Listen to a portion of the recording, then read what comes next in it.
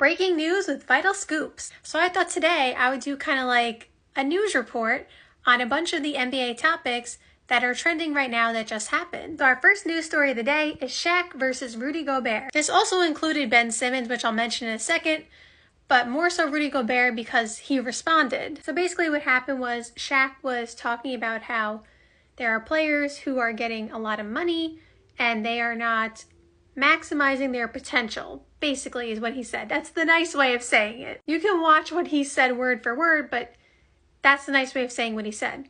And he said Rudy Gobert, and then he also said Ben Simmons. Now, Rudy Gobert and Ben Simmons obviously both make a lot of money, but have been criticized for their play. In Rudy Gobert's defense, though, compared to Ben Simmons, I know Ben Simmons has had the surgeries and injuries and stuff like that, but Rudy Gobert has been out there on the court majority of the time, so we should at least give him credit for that. I'm just saying they are different from that standpoint, Ben Simmons and Rudy Gobert, because Ben Simmons is getting a lot of money, but he's not playing. Again, maybe due to an injury that, we've talked about his back and stuff like that, the surgeries, and so that's different. But like Rudy Gobert is on the court, so that's why I'm saying it's a little different. I see both sides. I see what Shaq is saying, because Shaq has talked about it many times that he's told stories from his past. I heard the story he told about his father one time when they, I think he didn't play well in the game or something like that. And his father took him to a spot under a bridge or something like that. And so a homeless man, unfortunately, have to get up at 6 a.m. and had 2 children and a wife and, was trying to find food and whatever, which is of course very sad. And basically his dad was showing him if you think you have pressure because you have to put up 30 points every night, that's pressure. So I understand where Shaq is coming from when he says these players are making a lot of money and they're not maximizing their potential.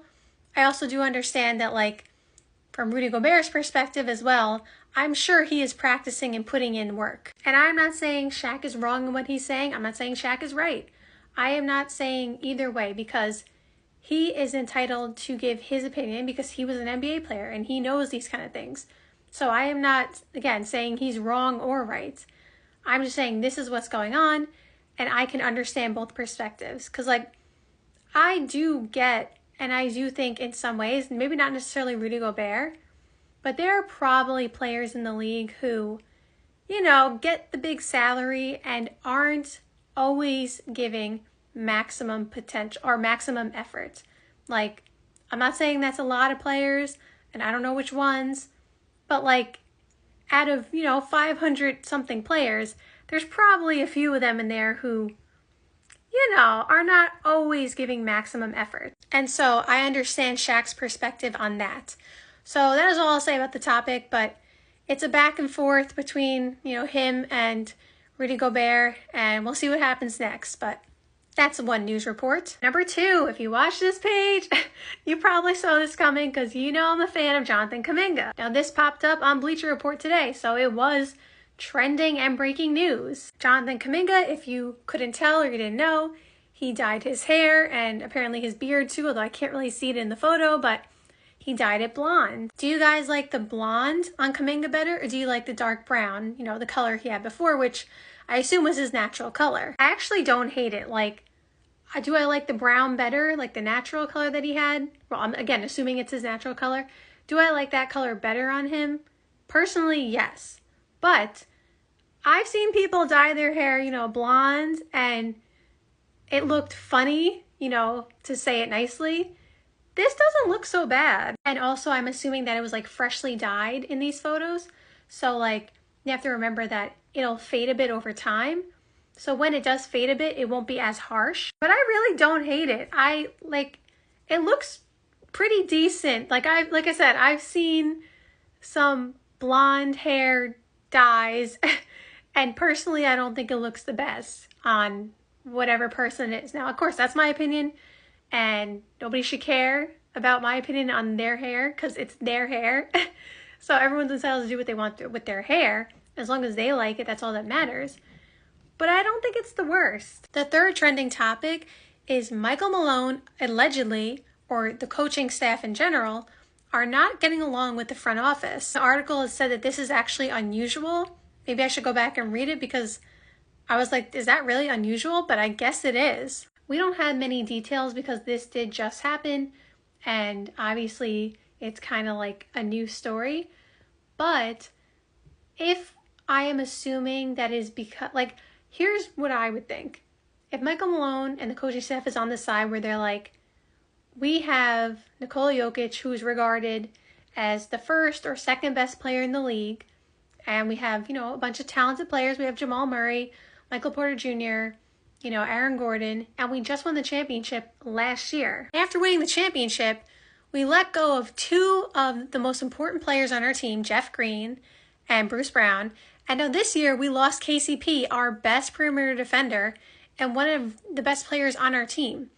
So I am assuming that the coaching staff is kind of saying, like, we need to just pay whatever to get, you know, all the talent we need around this roster because the bench is getting really thin. So I'm assuming that there is a difference of opinion between front office and coaching staff on players they should be bringing in. And maybe it's the other way around even. Maybe it's like the coaching staff is saying we want this player and the front office is saying we want this player.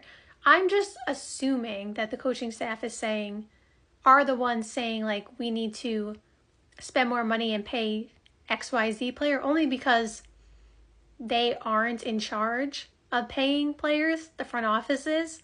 So that's why I say, like, that's the way I feel like it could be going. I have no reports on that though. Like, again, it could be the other way around. It could be the front office who are saying, like, we need to spend more. And the coaching staff is saying, no, we're good with what we have.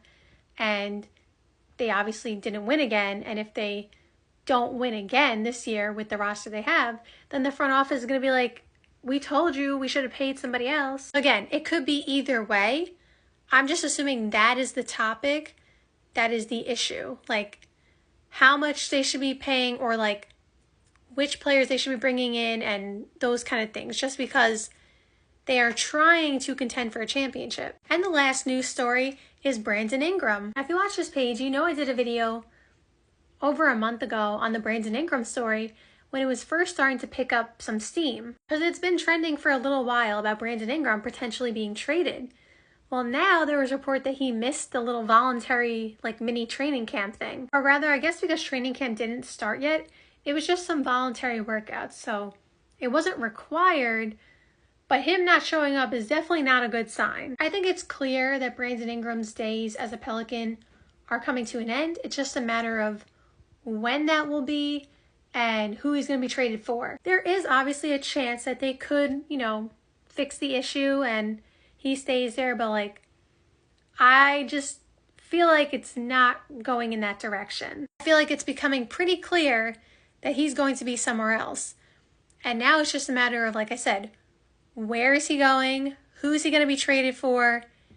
And what is that going to do for the Pelicans? Who are they getting back? Because the Pelicans should be a contender. They should be. I've talked about them for the past 2 years. I'm like, if Zion is healthy, this team is awesome. Zion can easily be an MVP candidate. Like, there's so many good things that could happen for the Pelicans as long as everybody's healthy.